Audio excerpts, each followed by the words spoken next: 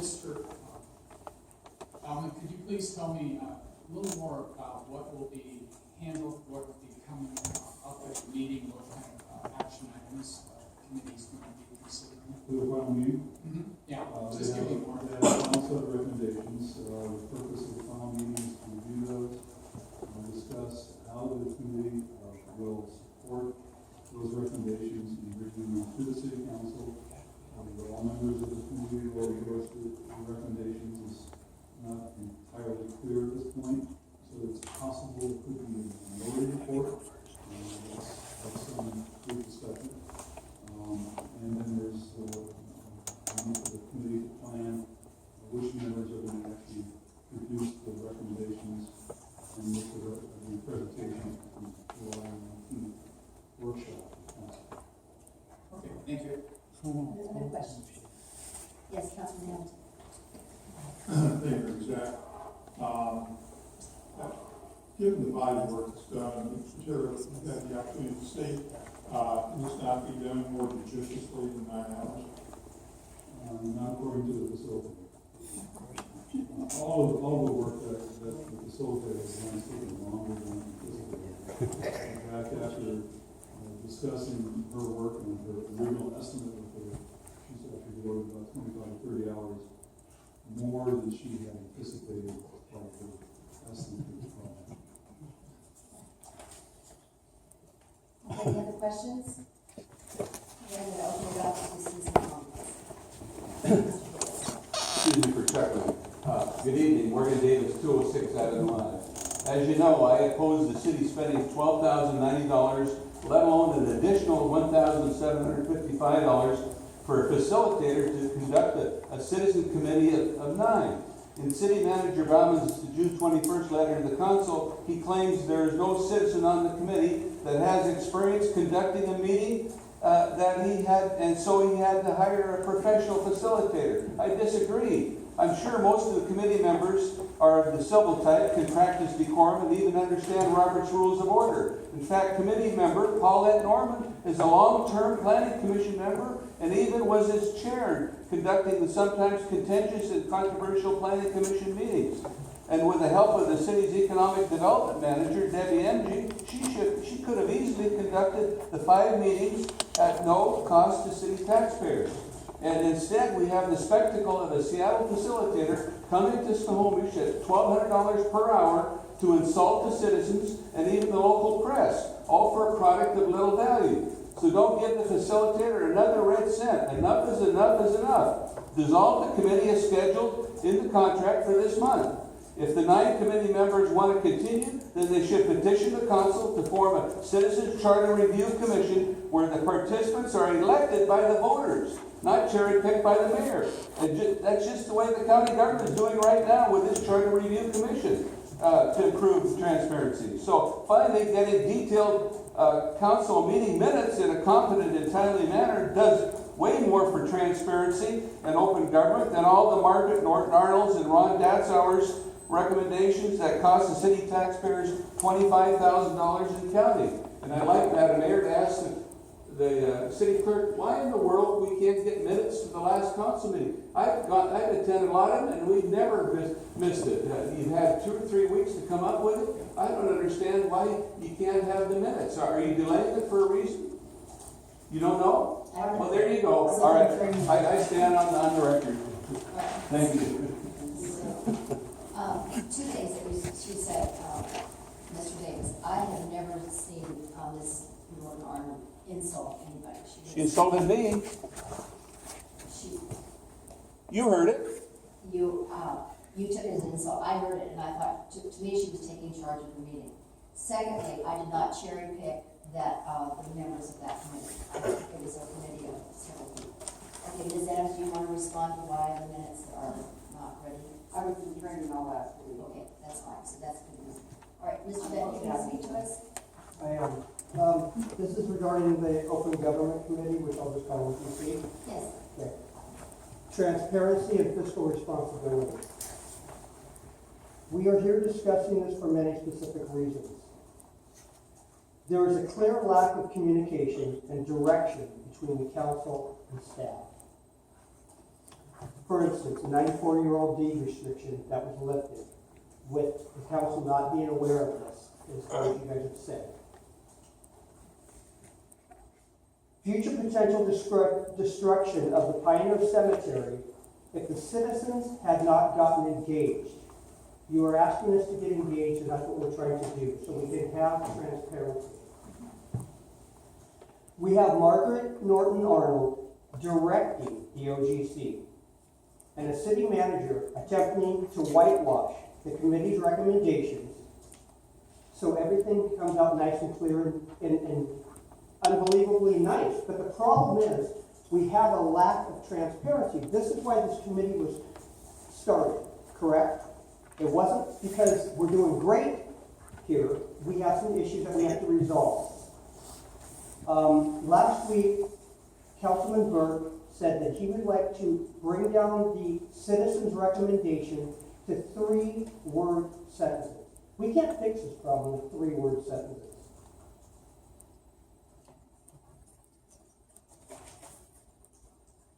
I recommend the council cancel her contract effective immediately. She is not even licensed in the city of Snohomish. Are you guys aware of this? That she is not licensed to conduct business in our community, and she is not insured. That was right in the contract, and I would like to know who allowed her to conduct business in our community since February 1st, when she didn't even pull a city license. I run a community radio station. Before I even conducted business in this town, the first thing I did was get my business license. If she knows how to facilitate a meeting, she knows how to get a business license and make sure that she has submitted the insurance documents as well. It's all in the contract. So, in closing, I'd like to know who is responsible for allowing her to conduct business since the 1st of February without even a city business license. Thank you. Thank you, Mr. Bowden. Mayor, would you like to respond to that particular issue? Yes, we contacted Ms. Arnold, and it was also by us, and correcting that, she said she got a check in the mail today. Oh, that's what we made. Thank you. All right, so, would anybody else like to speak to us? Yes. Carrie Clay, 9307 45th Place. Community members did not ask for or want a government-controlled committee addressing the lack of transparency in local government. Nevertheless, we've gotten one. We've set the Open Government Committee up to fail and not be taken seriously. We've asked them to complete a huge task in a ridiculously short amount of time. And now that the funds have run out, and some committee members want to continue on without the moderator and the amenities, we get pushback from the city manager who's concerned committee members don't know how to conduct themselves in a meeting or can't facilitate a meeting. This exemplifies the same condescending attitude and lack of confidence in citizens' contributions that has gotten us in this mess to begin with. Thank you, Ms. Kent. I did want to make a comment about the hope, I think, from some that this committee continue without either staff or facilitator. I have to say that we, here, city council members, we're democratically elected by the people. So our power comes from the people. And we can delegate that power to committees, to our boards, commissions, and to, as we have done with the Open Government Committee, which is an ad hoc committee. We set it up so it would have a limited period of time, and so it would be facilitated so that we could get a professional and fairly judicious response here in just a few months. I don't see, this is my personal opinion, that councils will authorize a citizen committee to work without staff or without facilitation and take that work seriously. So we're here to take this open government issue seriously. We are happy to do this. It's been a painful process. You won't take citizens' work seriously, but you expect us to take your process seriously. Ms. Clay, please, speaking out of turn. All right, so I'm gonna, I've said enough about that. Anybody else would like to speak here? Any other citizen like to speak? Mr. Carter? John Cartack, 714 4th Street. I'm flabbergasted about this whole transparency committee. Whomever of you voted for it, I think you're completely out of touch with the people in this town. When there are obvious, tremendous transparency problems in this town, the solution isn't to hire someone to teach you how to be transparent. The solution is simply to become transparent. It's the examples I could give are remarkable. Everybody knows what they are. To have a transparency committee and to pay them, and then to hire a facilitator from outside our town. And now, these people may not have been cherry-picked, Mayor, but they were picked by you. And so maybe they weren't cherry-picked, but they weren't, there's a process, and the people who, a lot of us in town, and we're Democrats, we're Republicans, this is a non-political thing that we're all very upset about. It's simply a small, what I see as a small town versus a big city progressive thing. When the small town council can act like a big city, not just the council, the city also, our executive, when they can act outside the will of the people and certainly come close to lying to the people about things, and then choose the people who are going to be on the council to tell them how to be more transparent, is just, the whole thing's a farce in my mind. And I'm sure I'm not the only one who feels this way. And if there were members of our council and members of our city looking out through a two-way mirror at a committee meeting on transparency issues, that is just, is flabbergasting, and it's embarrassing. And this is probably, in my mind, I feel like we either have children running our city, and I don't want to be a mean person and say this, but in my mind, this is how I do the math. Or else we have diabolical people running our city, and I don't want to think that they're diabolical. I don't want to think that we have children running our city. We just want honest people who are going to be forthcoming with the things that are going on. Thank you, Mr. Carter. Thank you.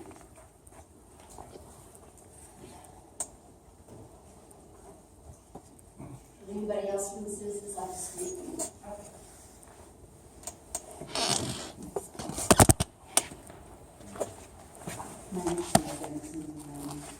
What's your last name, ma'am, please? Is that required? Yes, please. Is it required, or are you Yes. just requesting? It's required. It's This fine. is being recorded, and this is a legal, That's okay, do you mind, because I'm not aware of the municipal code, the requirement for that, do you mind telling me? Mr. Reed? There is a provision in the State Open Public Meetings Act that does not require an individual to identify themselves or say where their address is. Okay. Thank you for that. Thank you, ma'am. So, first of all, I want to, So, transparency, okay. transparency is meant for the government, and privacy is meant for the people, just so that we're clear on that. Okay, and my understanding also is that this is citizen comment time, and that we're not to engage in conversation as comment, so I'm going to do that. First, I'd like to thank the Open Government Committee members, and I know that there's some here, I don't know if they're all here, but I'd like to thank them for their time, and I want to tell them that I believe in them as individuals, and as individuals that can serve on a committee, a body that is meant to be self-governing. Okay, committees are not designed to work with a facilitator no more than this body right here is meant to work with a facilitator, although perhaps one is needed based on the way that I've watched the interaction with one council member and the public. So anyway, my thank you to the committee members. I believe in them, and I think it was ridiculous that a facilitator was ever considered. And October 20th, the council meeting, the facilitator was brought up before the members were picked in December. Okay, so that was pre-decided. And October 20th, that meeting, when the council asked Larry Dahman how much the facilitator would cost, he instructed the council it would be about $5,000. In December, when the contract was presented to the council, it was for $12,090. There was no challenge on either amount nor the increase. Okay, there was no challenge on why a self-governing body was meant to be managed by a chair needed a facilitator to usurp the role of a chair. You know, and in fact, there have been committee members that have complained that the facilitator would not let them speak or reworded what they said. They did not feel heard. That's what some of them have said. So December, there's a contract. 10 seconds. Bottom line is that there's a contract that was to begin January 1st. She began her work December. Thank you, Megan. Anybody else like to speak? Any of the local government committee members like to speak? Okay, then I'm going to close citizen comments or back to council for deliberation on this issue. Councilor Rorschach. Thank you, Mayor. Mr. Baumann, Mr. Benton brought up the, not only the business license aspect, but also insurance. Can you answer that? The facilitator does have insurance. We have a policy requiring that as part of our contract, and we will be getting insurance for that as part of that. I'm just wondering how is it that he thought that she wasn't insured? I never said that she wasn't insured. What was that? I never said that she wasn't insured. No, I know. Did he state incorrectly? That's what I'm wondering. She is insured. Okay, thank you. Mr. Bowman, could you also comment about the amounts of the contract that Megan mentioned, the $5,000 estimate versus the final amount? I don't recall that No, I was. made a ballpark assessment as based on questions at the time, and it was incorrect. I apologize for that. Anybody else want to speak here? Councilman Hamilton. Thank you, Mayor Jack. This issue became before City Council for, I think, good, clear, legitimate reasons. And this council certainly agreed that city government should be open, should be transparent. And it gave us an opportunity for citizens to come together to give some guidance to things that they'd like to see. It's a pretty complicated issue, and eventually we're going to get into some weeds on this at a future meeting when we begin to look at the recommendations and deciding how government can be more open and more transparent. It was certainly appropriate, in my opinion, for this council to have a committee from the outside take a look at it, irrespective of what the cost was. I understand that there was some question about that, but it provides an opportunity for something at arm's length from this body to take a look at. And my years of involvement with different types of things, a facilitator to herd the cats, if you will, is an appropriate thing. You know, whether you like the way it resolved or not is not the question of whether it should or should not have been done. At this point, we've had the opportunity to see a draft, and again, at a future meeting, we'll get into the weeds of that. I am not going to support this particular extension on this contract, and I appreciate that the person spent more time than they estimated that it was going to take. But the fact is, if there was a contract to deliver a service, I might have considered an expenditure for an additional meeting for some time. I'm certainly not going to support what has been presented to us tonight, should that motion come before the council. Open and transparent government is a difficult issue for everybody to take a look at. Because we all have different ways in which we perceive things, and I understand that. And again, we'll continue to look at that, and I think it's the desire of this council, and it's the desire of the city staff to do that. How we're going to resolve that and lay further guidelines, we're working towards that. But at least the motion we have before us tonight, I'm not going to support. Councilman Manning. Yes, I put some thought to this, and I said that basically it appears that some committee members may want to do a minority report, and that would be their prerogative.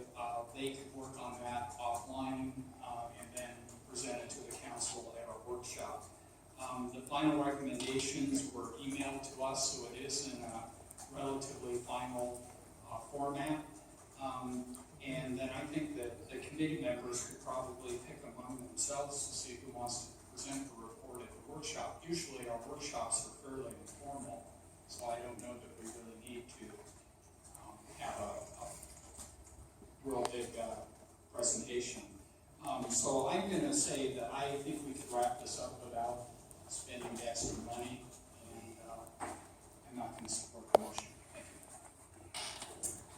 Councilman Burke, do you want to say anything? Thank you, Mayor. I'm going to follow the previous two council members. I'm not going to support the motion either. I will say that, on a personal note, I've had a number of people reach out to me about my comments after the meeting, and, without going through a quote of myself right now, I will admit, there's times when you're up here, I'm not always the world's smoothest, politician, and I don't pretend to be, I never have. And I do apologize for that. My perception of the meeting that I was in, one, I would like to reiterate what Councilmember Hamilton said. This outrage that we've experienced as a result of this was justified. I totally get that. When I sat in the meeting the other night, X number of months later, one of the perceptions that I was left with is that we appear to be stuck on a hook. I'm hearing the same statements of fact, over and over again, and wanting to see real robust, positive, distilled down forward movement. I didn't see it, so that's why I felt like I needed to speak out about that, as I want this to work, and I want more to come out of it.